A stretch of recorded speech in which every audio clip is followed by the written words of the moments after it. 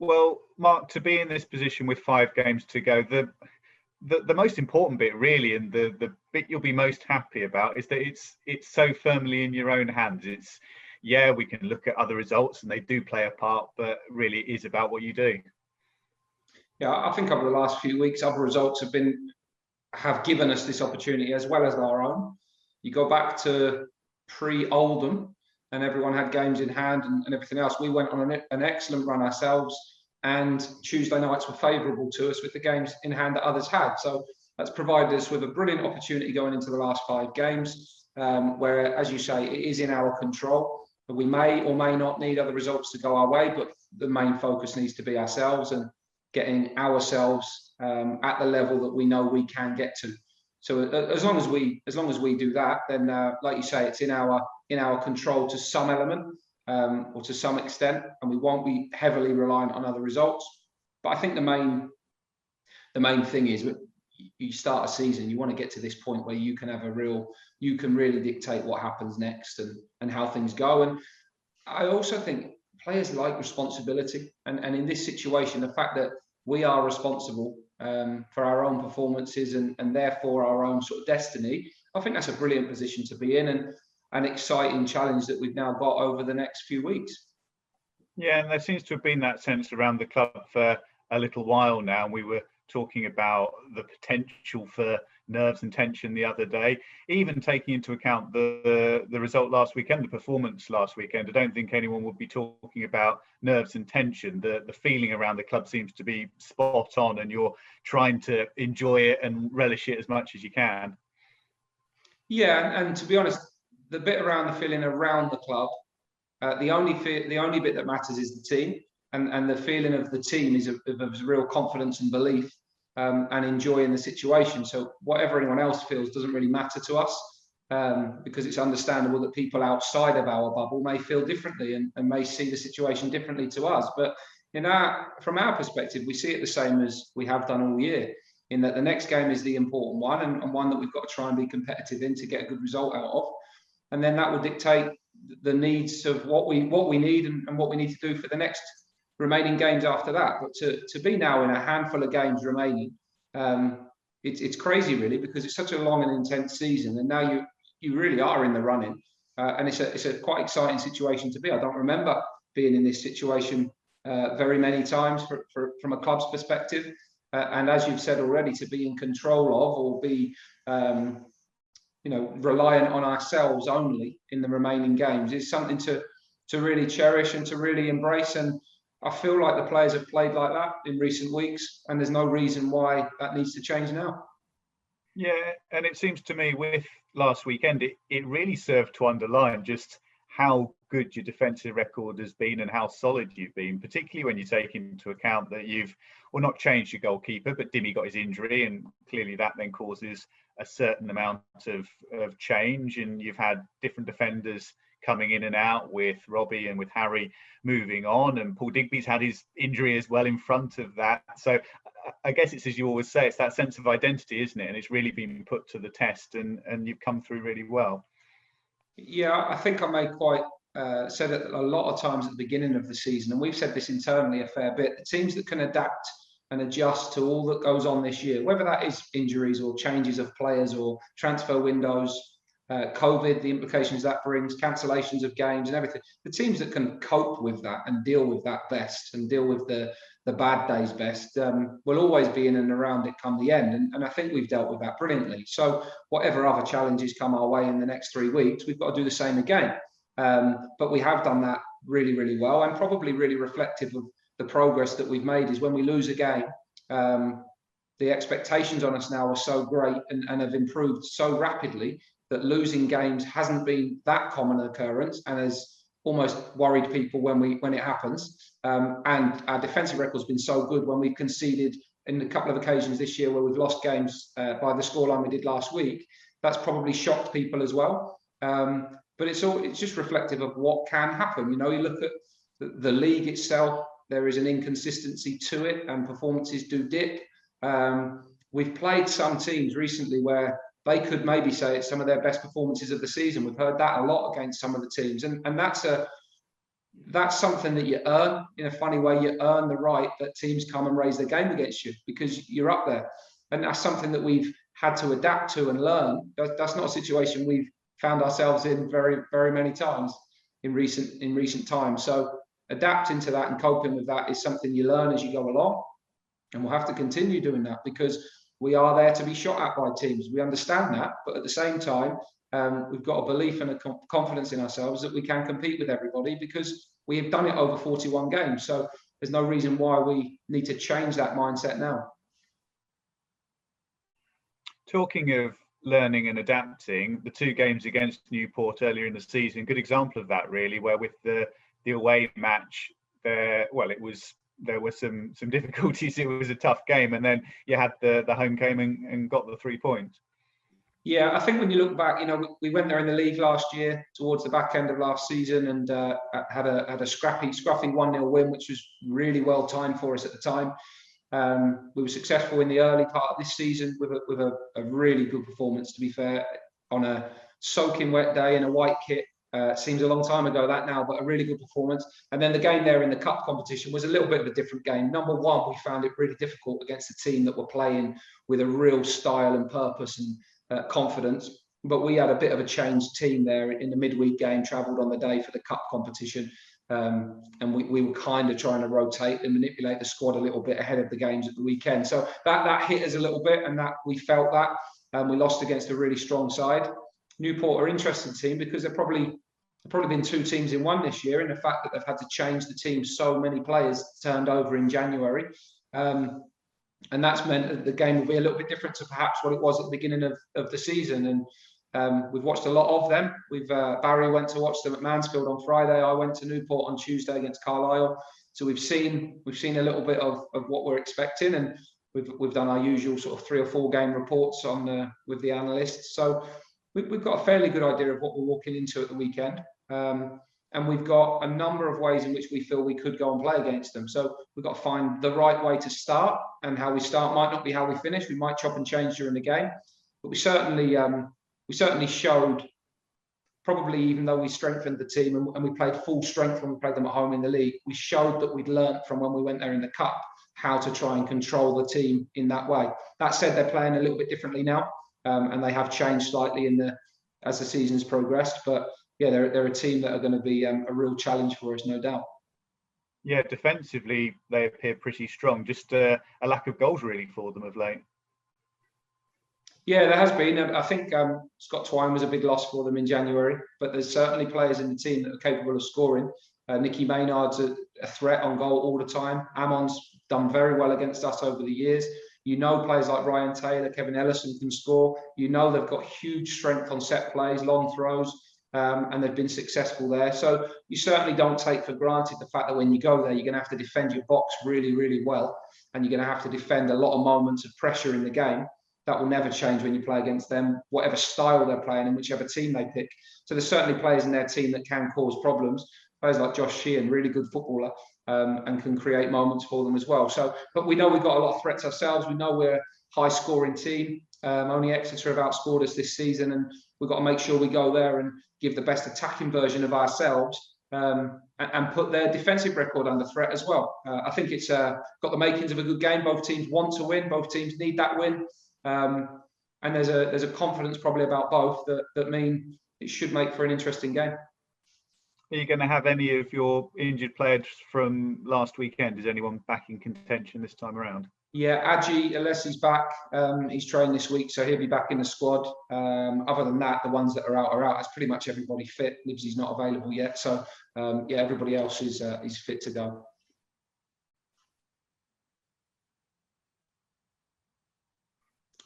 Unstable internet. Can you hear me, Swanee? Oh yeah, we lost you for a second there, but I think we got the gist of it. Just a final one from me. The likes of Paul Digby and Hiram and Liam O'Neill, where they were out for a bit, do you have to keep a bit of a closer eye on them now they've been back in the team for a while and have played a number of games, or are they just ticking over fine? Yeah, I mean, they're ticking over quite nicely. I think the ones that Hiram was always going to be a little bit slower starting to get himself back up to Matt's tempo. Paul Digby probably out not so long and is the kind that can just keep going game to game.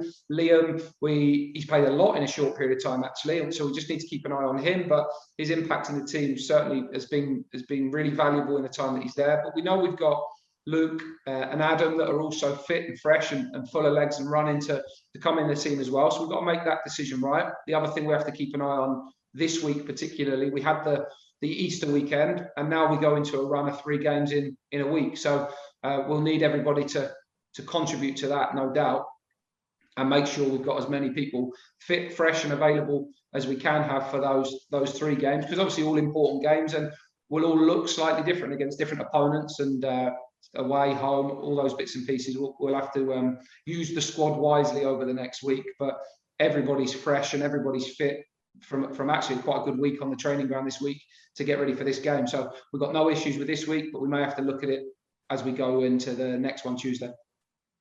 Cool, that's great for me. Oh, just a really quick one, because when you're breaking up, you say Harvey's still out. Last week you talked about it, you're going to have to monitor it. How's the monitoring been going, I suppose? Yeah, he's rehabbing in the gym. He's working hard in the gym, but he's got to give his knee a little bit of time to settle and to strengthen. So he's not fit at the moment. So he won't be available in the next week, certainly in those 3 games. And we'll see whether he's available for the last couple. But Adji Alessi is back. I don't know if you got that bit. He is back available. So he is the only one in addition to last weekend's squad. Right. Okay, that's great. Thank you. Mark, just on the squad you mentioned there, that obviously 3 games in a week and the first time since Easter. At this stage of the season, is it a case, I think you mentioned earlier, the players just desperate to play and relishing the challenge? Is it a case of them sort of playing for a few knocks and niggles at this stage of the season, perhaps more so than you would earlier on in the campaign? Well, I think players always play through knocks. You could ask them how often they feel 100% going into games. It isn't very often, because that's the nature of it. You go through things bruised and battered, especially at this league. It's physical, it's intense. And we ask the boys, and they work themselves and put the body on the line. So there's always an element of players going into games, grinding it out. That is what this level demands all the time. But then you've got the injury issue of, players listen to their body. They'll know when it's a knock or something sore versus there's an injury. What you don't want to do is injure people in this period of time. What you don't want to do is put people on the pitch in any of these games that, whilst the games are important, you don't want them missing for the remaining 3 or 4 games after that. All the games matter. But in terms of making sure that we're fully fit and available, we need to get that balancing act right. I don't think you take any more risk now than you would have done earlier in the season, because you don't want to injure players. But you'll know the difference between players just playing a little bit jaded, a little bit tired, a little bit discomfort. You don't get to this stage of the season and have the same legs and energy that you had at the start of the year. But I think what you see in ours is we've got robust and durable players who have got an ability to just keep working and working at a really high intensity and a high level. So we expect to see that in the remaining 5 games. As to how fit those players are and who we use, that will obviously chop and change depending on what happens from game to game. But in terms of knocks and discomfort, the players put themselves through game after game with those situations, and we wouldn't expect anything else from them. We've got a tough group of lads. That's great. Thanks, Mark. Lovely, Mark. First, I wanted to ask about Dimi Mitov, just to get an update on him. Is he still very much unlikely to play a part in the remaining 5 games? Yeah, I think he should be back into falling at some point. He's doing lots of handling. He's got decent range in his shoulder. It's sort of now can get above his head. So he's doing quite a bit on controlled crossing movements and things, but he's not falling and diving at the moment. So that should be in the next week or 2 if everything's going quite well. He's got to follow up with the surgeon next week. I think he's 10 or 11 weeks post-op now. So he's making quite good progress. But no, I wouldn't expect him to be available for games between now and the end of the season. I wanted to ask about Jack Iredale as well. He obviously won the PFA Fans Player of the Month for March. What's your assessment of the performances that he's put in this season? Yeah, good. He's played well in the last batch of games. I think in the period of time where we've our form really increased and we had a really good run of games, I think he's contributed well. He's he's got a goal threat, and he's a good crosser of the ball. He's got himself fitter and stronger, without a doubt, in recent weeks, and he's in the best shape he's been in. And he's calmed himself down a little bit. He's making good decisions. He's defending in a more solid way and less frantic and less erratic. I think he's made really good improvements as the season's gone on. And in recent weeks, he's been a good performer for us. So we're really pleased with the progress that he's making and the development that he's making. Off the back of a season where he's not played as much as he's wanted to, and he's not played as much as he would have wanted to in his main position. Harrison's had a brilliant season there, and we're now in that stage of the season where, at the moment, in recent weeks, Harrison, Adam, and Luke have found themselves out of a team they've played in a heck of a lot. So we know that there's good competition there, and we know that they're all ready to come in and compete as well. So the good thing for Jack is he's in the team at the moment. He's playing well, but he knows there's a direct opponent there ready to put him out of the team if he doesn't maintain the standards that he's found himself in. So we're pleased with the progress that he's made, but the challenge for him is to keep developing and improving, because there's lots more to come from him yet, I think. Obviously, with the result on Saturday, conceding 4 goals, how have you gone about rectifying that in training this week? Well, we train as we normally train. I think I said to you after the game that was finished at 5 o'clock. So we haven't really spoken about it, to be honest. We just train as we normally do, and have worked in a way that we feel will give us a chance of being competitive against Newport. So our training program follows a very similar pattern. There's not been so many weeks where we've had 3 or 4 sessions in a build up to a game. So that's been quite good in a way. The standard of training on Monday was one of the best I've seen this season, to be honest. There was a real tempo and intensity about it. And throughout the week, we've just kept everybody ticking along, doing what they need to do. We've got to try and make sure we've got the right energy levels going into Saturday's game, and that we are physically competitive against a team that are always that. But in terms of real specifics around that game, I don't think we've had to do too much. We just follow the process we've used all year and trained with a good intensity and tried to give the players the information that we feel they're going to need ahead of the Newport game. A lot of sides, a lot of your promotion rivals were in action on Tuesday night. Were you keeping a keen eye on that on Tuesday, or do you try and switch off from it?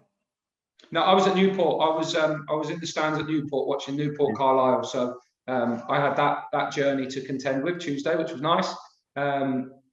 I think Greg Taylor watched one of the games. He's an avid eye follower on Tuesday nights. I think he watched Walsall Tranmere while everyone else watched the Champions League, but that boy loves League Two. So he was on that one. I think he sees a future in punditry, perhaps somewhere down the line. So that was nice. I had the half-time and full-time updates on my phone, because of course you're interested in what's going on everywhere. But my Tuesday night was sort of studying the Newport game really when I was there. Sorry, you did say. What do you learn a lot from seeing a side in advance of playing them? Is there much to gain from that? I presume there is, because you went. Yeah, we had that discussion earlier. Actually, the physio Mikey asked me the same thing, because obviously we watch a heck of a lot of games on the computer, on iFollow, analysts programs where they watch a lot of games. Gary watches a lot of games on the computer. I've always been a fan, and probably always will be, of trying to go and watch live. And obviously this year, because of the number of games we've had, it's been really difficult to go and watch too many live games. But I do think there's things you see that you don't see on the telly, that the weather conditions can affect the game that you don't always see on the telly that you see live. I wanted to see the pitch. I wanted to see what the surface was like there, having gone back there. And obviously they moved away for a couple of games, and that's improved from what it was a few games back. So that was important. And I think the other thing you see when you're live is you see the whole pitch, and obviously the television follows the ball. So you get to see a lot more things around the shape of a team and what happens away from the ball as well as around the ball. And finally, you get to hear things that you don't hear on the telly, and hear instructions and see people in the flesh. So I always think there's things to gain from traveling the distance and watching the game, but also just to have that gut feel of, you get a real feeling of the environment you're going to go into. So hopefully that benefits us. Who knows? But as I say, Barry was at the Mansfield game as well for similar reasons. But it was important to watch them in a home game, because you may see them play differently at home as you might do away. So yeah, always worthwhile from my perspective, and quite enjoyed it. And what do you make of your promotion chances as well with 5 to go? Sorry, mate, you cut out a little bit there. No problem. What do you make of your promotion chances with 5 games to go? I don't know. We're in the race. But what chance we've got, I don't know. I guess that depends by how well we do. We've put ourselves in a brilliant situation. I think everybody's excited by it. We certainly are. I certainly am. I'm really enjoying the situation we find ourselves in. Just want our players to do what they've done all year. Go and play with the commitment that they play with, the intensity that they play with, the quality that we know we've got. Go and defend with a real robustness. Go and just be the best version of ourselves, because we've done that quite a lot this year and that's served us fairly well. So we have to keep trying to do it and see what ends up. We've obviously got a chance. We're in a position now where it's probably the first time that the majority of people in similar situation to us are on the same number of games, bar Cheltenham. So we know that it's in our hands. We know what we want to do, but the other teams want to do it as well. So wanting to do it's one thing. We got a result last weekend that makes you think, okay, we've got a fair bit to do. We've got a chance, but we're certainly not popping champagne corks at the moment. We've got a fair bit of work to do to make anything happen yet. Final one from me. We spoke to Hiram last week, and he was saying about how much he enjoyed he has enjoyed his loan spell with the club. Would you be keen to keep him next season, regardless of what league you're in? Well, he also mentioned, which is the most important factor in all of that, he's under contract with MK Dons for another season. So we obviously can't have any conversations around that. He's done really well for us. I'm glad he's enjoyed his time here and he's enjoying his time here. Hopefully the season finishes successfully for him, so he looks back at the season in a real fond light like everybody else. And I hope that's the case for all of our players, that they enjoy their work and they get some real reward for it come the end.